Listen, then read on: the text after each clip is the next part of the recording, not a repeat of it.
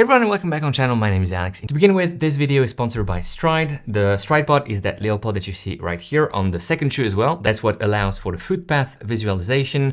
Stryd is definitely not interested in having one of the two shoes being promoted on top of the other. They just want you to understand how I'm using their data, their numbers, their metrics to elevate my running and how you can do the same. But more on that later in the video. We have a bit of a comparison between the Adios Pro 4 and the SC Elite V5. And when I say a bit of a comparison, that's because the data is not perfect to be compared. You'll understand that just here in a second. I will be comparing my data from the Boston Marathon in the Adios Pro 4 versus my data from the London Marathon in the SC Elite V5. But there was an issue at the Boston Marathon. I had to DNF. If you didn't follow that story, it's right here, upper right-hand corner. All right, so like I said, first of all, let's start with a quick comparison of these two shoes. We'll go first in the specs, in the metrics, and then we'll dive more into the Stryd data. And then I'll show you some interesting stuff about the small injury that I picked up and how I was able to see it in the Stryd metrics and what my dashboard and everything I have here on the Power Center can kind of explain, or at least can give me in terms of understanding of what changed in my running before the injury, during the injury, and now that I'm hopefully recovering. All right, first of all, let's do a quick specs comparison between these two shoes. I think it starts with the price point. The SC Elite V5 is not out yet. It's going to be out here in a few months during the summer of 2025, but it's going to be a bit more expensive than the Adios Pro 4, 250 euros to 80 euros. The dollar price point is the same, 250 to 50. New Balance always has a bit of a discrepancy between their US price point and EU price point, and this is again one of these instances. In terms of weight, the Adios Pro 4 is a bit lighter and it feels lighter when running. This is also probably because the upper is much thinner and feels more lightweight, and that's probably also what gives you that sensation of lightness. To 21 grams to 41 grams, so a 20 gram difference, 0.6, 0.7 ounce difference between the two shoes for you out there in the US watching us. And yeah, like I said, you can feel that the Adios Pro 4 is a bit lighter. In terms of stack height and drop, we have 39 millimeters in the heel, 40 millimeters in the heel, 33 in the forefoot, 32 in the forefoot for that 6 millimeter drop, and that 8 millimeter drop on the SC Elite V5. The Adios Pro 4 therefore has a bit more stack height in the forefoot, whereas the SC Elite V5 is sitting a bit closer to the ground in the forefoot. I would say that this is probably what stands out most when thinking of stack and drop between these two shoes. The Adios Pro 4 feels a bit more protective in the forefoot, whereas the SC Elite V5 gives you a bit more ground contact and a bit more of that aggressive ride here in the forefoot of this shoe. Looking at the plate setup between the two shoes, Energy Roads 2.0 on the Adios Pro 4, very stiff, very rigid, despite it not being a full surface plate. It's only rods, so just like fingers here inside of this shoe. And then in the SC Elite, there is a plate, which is actually also quite stiff, especially in the forefoot. That's where it has been reinforced compared to the SC Elite V4. Looking at the two phones, we have 100% PIBA fuel cell here on the SC Elite V5 and a, I would say, infused TPE Lightstrike Pro foam here on this shoe. The softer foam is definitely by far the Lightstrike Pro on the Adios Pro 4. The PIBA here on this shoe is a bit denser, a bit more responsive maybe as well, whereas the Adios Pro 4 has a bit more of a softer and more cushy feel compared to the SC Elite V5. If I were to give you my preference for the upper, it definitely goes for the Adios Pro 4. The upper of the Adios Pro 4 is great, pretty much in every compartment, every segment of its construction. The heel is very minimal, but also very comfortable. The material, very soft, very nice. I really like it. The tongue construction works also quite well. I think the laces and the lace system could be improved a bit to offer even more comfort, but the lockdown is good. It's a true to size fit. There's nothing wrong about the SC Elite V5 fit. It's, no chafing, no blisters, nothing embarrassing about it. It fits true to size. It's on the snugger side of things, which I like for a race day shoe. I feel like the material is not as nice as on the Adios Pro 4, and the heel is too padded, and therefore it adds weight to this shoe, therefore making it a bit heavier.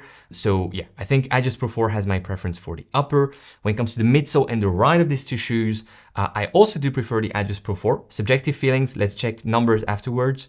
But leg protection and the versatility of this shoe is great. I think I could use it from the 5K up to the marathon, whereas the SC Elite V5 would be more of that 5K, 10K, maybe half marathon shoe. But I feel like for the marathon, it's a bit too harsh, a bit too firm, and a bit too aggressive with that very stiff plate in the forefoot, requiring you to push quite hard on your toes and recruiting calves in a different fashion, whereas the leg protection is actually great on the Adios Pro 4 with what I feel a natural stride for me. My preference is my gait cycle, which is always something very important to remember. The outsole of the two shoes are performing well. The Adios Pro 4 has a bit of an edge. That light traction rubber combined with a bit of a continental rubber here in the forefoot works really nicely. I have really nothing to say about this. The new outsole rubber on the ACELITE V5 didn't show any issues in the 42 kilometers I did with this shoe. But like I said, this is only 42 kilometers, whereas I have more than 150 kilometers on the Adios Pro 4, not just this colorway, but also the OG colorway that I got last year in Berlin. I think you understood that my preference goes towards the Adios Pro 4, but now let's check the data here on my Stryd Power Center. I will pull up so in the footpath tools section, I will compare my Boston Marathon, so April 21st, let's add that run, and then go to April 27, let's add that run. So now we have two runs. First one here, April 21st is the Boston Marathon, and then we have the London Marathon, April 27, that is here at the bottom. As you can see, very obvious, I DNF'd in Boston. I ran only 10 miles, so 16.14 kilometers, 16 kilometers and 140 meters, with an average power output of 295 watts. My goal for this race was 306, 310 watts. So as you can see, I was below my goal output, and that's because I already felt injured. I was in pain. My left leg was really not ideal, and I decided to quit. I finished London. It wasn't ideal, but I finished. I ran 30K at a decent pace, and then I started slowing down, walking, running, trying to mitigate the pain. So first of all, this is the footpath visualization section of the Stryd Power Center, and I selected two segments of the Boston Marathon. That's the solid line, and then the dotted line is the London Marathon. The dashed line, dotted line, I'm not sure how you say it. That's the London Marathon. Why did I select these two sections? They have a very similar power output. But this is because overall, the Boston Marathon had a higher power output than the London Marathon. Even in the first 30K of London, I ran 10 watts lower than in Boston. So there wasn't much of a point to compare everything. Let's try to compare apples to apples, same power output against the same power output. But again, we'll come back to that. I think there's some caveats to be shared with you, even when doing this. So first of all, I think what's interesting to look at is the footpath visualization. Just to confirm, you can see here on your right-hand side, the power in Boston here is 285 watts for the first 10 minutes of the race, more or less. And then for 1 hour and 1 minute in London, I ran at 284 watts. So there's a 1 watt difference, but that's the best I could find to make it a meaningful comparison. Looking at the footpath visualization, as you can see, it seems that like the two shoes, the two races gave me a very similar footpath. However, when looking a bit closer into it, you can see that my left leg was moving a bit more outwards with the Adios Pro 4, a bit more inwards with the ACELITE V5, and that's also the case for my right leg. As you can see, the solid line here at the bottom of this view. So this is a top view. Essentially, this is someone looking at my foot strike from the top, and as you can see, for both shoes, here at the bottom, looking at this 0 number at the bottom of this graph, as you can see, the dotted line, so the ACELITE V5 is a bit more inward, so a bit more condensed compared to the Adios Pro 4. One could think that this means that I am, dispersing my energy with the Adios Pro 4, and that the ACELITE V5 is a bit more condensed, a bit more stable, because my legs are kind of, more compact and more efficient, which is interesting. I think we can come back to that here in a second. If we look at this from the sides, as you can see, the two are very similar.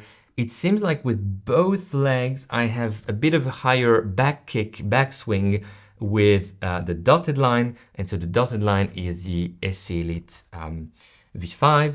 And then if we look at it from the front, so this is you looking at me running from the front, just like as if I was coming to you. It's again very, very similar. Yes, I think the dotted lines at the SCLED V5 again looks a bit more compact. And if we look at this from the back of it, so this is you looking at me running from behind, again, very, very similar. The dotted line SCLED V5 again looks a bit more condensed. My left leg goes a bit higher than my right leg, and my left leg is the one that we're interested in because it's the injured one. All right, with that out of the way, let's look into some data. Power output, 285, 284, so very similar. Let's check pace. So with the same power output, I was running 357 in Boston, 407 minutes per kilometer in London. However, and this is one of the first caveats, as you can see the grade, so the slope on which I was running was negative in Boston, minus 0.9%, meaning that I was almost running at a minus 1% grade. That's something, you know, and to be honest with you, this is more of like a downhill, uphill, resulting in average in a minus 1% grade. But still, in London for a longer period of time, almost 15K, I had a minus 0.2% grade, meaning that if the pace is faster at the same power output for this shoe, for the Adios Pro 4, it's most likely because of a steeper slope going downhill. The difference, 0.7%, is not that huge, but still, it's an advantage. And I think that some of the more efficient and faster pace with the Adios Pro 4 comes from that. I feel like the Adios Pro 4 is a faster shoe, but this is now subjective, not number related. Very interesting, however, looking at the cadence. So, you know, the pace is not that different. It's a 10 second per kilometer difference. Yes, it is something. It can be for some people the difference between a marathon and a half marathon pace, or even a marathon and a 10K pace for runners who have all their paces more condensed within a shorter range. I had a 175 cadence in Boston with the Adios Pro 4, 168 cadence in London with the SCLED V5. I think here, you know, two takeaways. The first one is that the injury was worse in Boston, and that's the reason why I DNF'd. I was feeling more pain in Boston, and my cadence was higher because with shorter steps, you remove a bit of the pain from landing and pushing on the ground when you are doing longer strides. So more, you know, higher cadence is a good sign to see that something is wrong, or, you know, to prove that there was maybe an injury or something different in my running style. Because yes, for that kind of 4 minutes per kilometer pace, I'm usually around 168, 170 steps per minute. So 175 for 357 minutes per kilometer is kind of above my standards.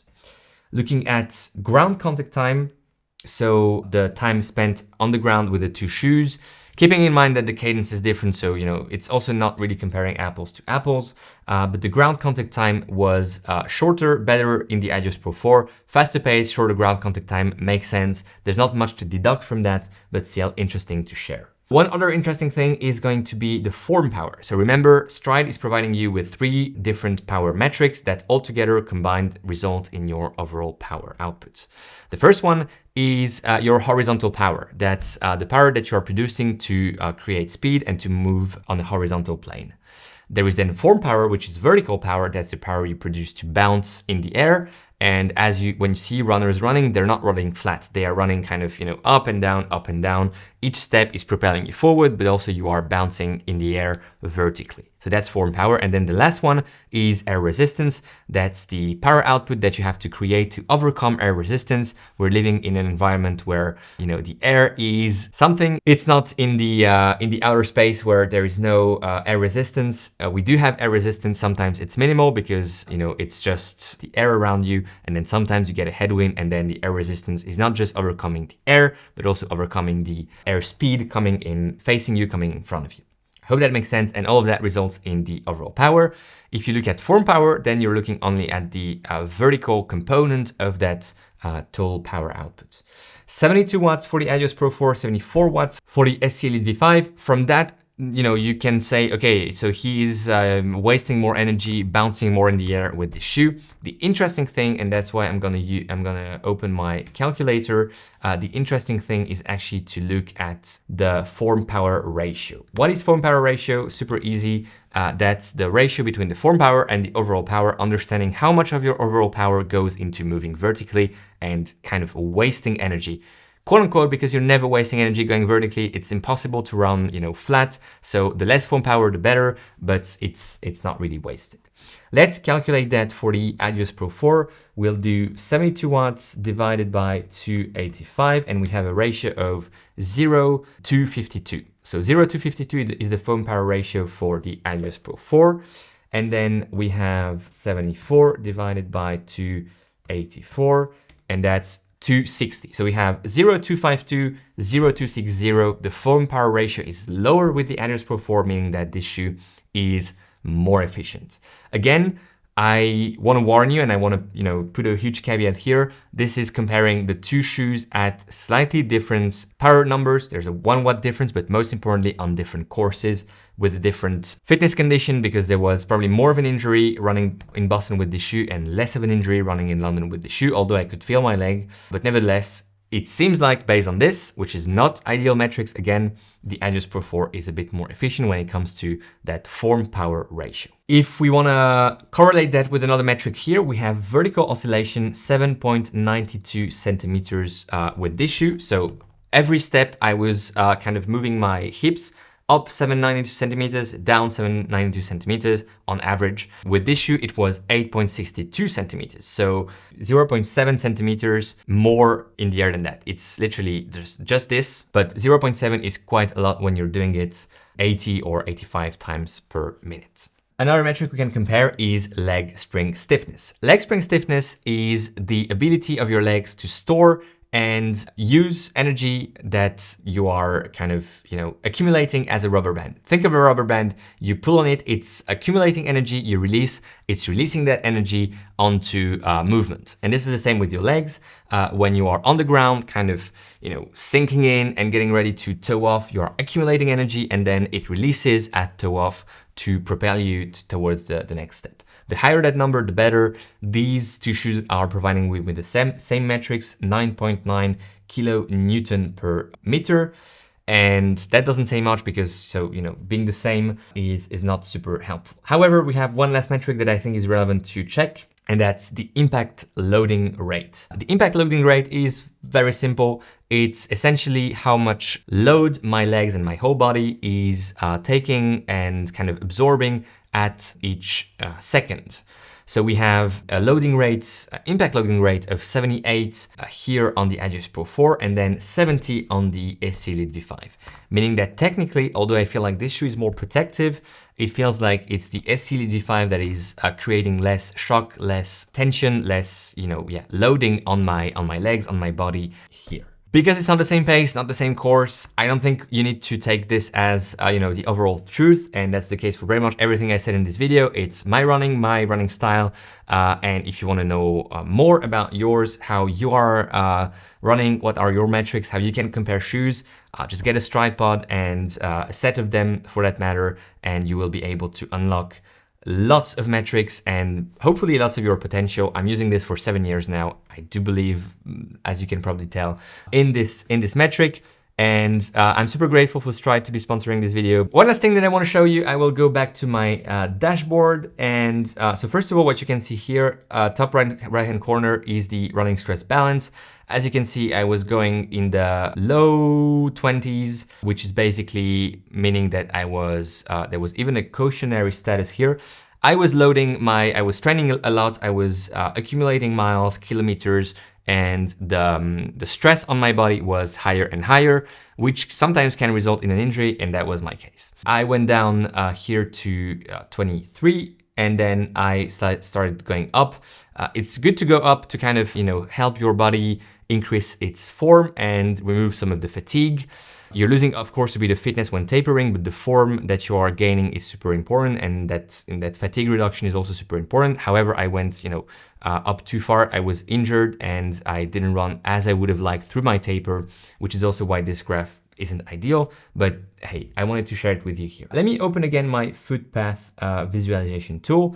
And one cool thing that you can do is to compare different months, one against the other. I will take April as number 1, and then number 2 will put March of 2025. The idea here is with these buckets at the bottom that you can select pace buckets, so you can go like 440, 449. I ran 10% of my running in April, 5% in April in that pace range and 10% in March. If I'm selecting this, then I can see the aggregation of all the data from all the runs in these 2 months at that specific pace range. And on the right-hand side, I can see how my left and right legs are comparing. I think what's super interesting here, and we're looking mostly at the left number, so the number for my injured leg. Let's look into March. Vertical oscillation is pretty much the same for the two legs. Leg spring stiffness is almost the same as well, and impact loading rate is almost the same as well. What you see in the distribution chart is how I compare to male runners between 30 and 34. Obviously, Stryd uses only. Now, if I look at April, you can see that there is a bit of a difference now in the vertical oscillation. Leg spring stiffness is very similar. Impact loading rate is also very similar. However, cadence for April is now 166 steps per minute on average. That's for that pace range. So, you know, easy pace. For March, we're going 163. So I increased my cadence in April, meaning that most likely I was compensating, I was reducing some of the loading on that left leg thanks to a higher cadence. If we do the same, but maybe for a faster pace, around my marathon pace right here, between March and April, steps per minute in March 168, April 171. Again, increasing in April that cadence. And as you can see in April, we also have leg spring stiffness being very different here, 9.9 against 10.2. So running in April, basically I had less of that capacity to absorb energy and give it back thanks to that leg spring stiffness effect. So that rubber band effect that I explained a bit earlier, my left leg being injured in April. If we compare to March, in March, I also had that. So my injury probably started already at the end of March. I guess that makes sense. But it's good to confirm here with that with these numbers. And here you can also see the left-right asymmetry between the 2 months. So a bit less asymmetry in April, which is quite funny to see. Let's look at slightly slower paces. This is March, and I see that the numbers are very similar. And if we look at April, again, there is quite some difference at slower paces between the two legs in April, probably showing that, you know, the injury can be seen, can be guessed from these numbers. Obviously, if you feel an injury and the numbers don't show it, stop running, go to see your physician, or at least assess yourself what you need to do, go to the physio and so on. But that is to say that with tools like the Stryd Pod, not only you can compare shoes, which we'll do in the future with more shoes, but you can also see overall metrics, overall trends in your running style, in your running patterns, in your numbers, and that's super useful. I hope you enjoyed this kind of overview of Boston versus London, SC V5 versus Adios Pro 4, and some of the behind the scenes in metrics of my current injury. I wish it showed more, because now I'm like wondering if I'm actually injured. I mean, I know I am because it hurts, but yeah, numbers are not that dramatic. So maybe that's hopefully also a good sign that I can recover quickly, or that I'm even already in the recovery process. Thanks a lot for watching. Enjoy your run today. Enjoy your ride. Thank you so much, Stryd, for sponsoring this video. And let's link to another Stryd sponsored video here. It's going to be Vaporfly 4 versus Adios Pro 4, Battle of Titans. Thanks for watching.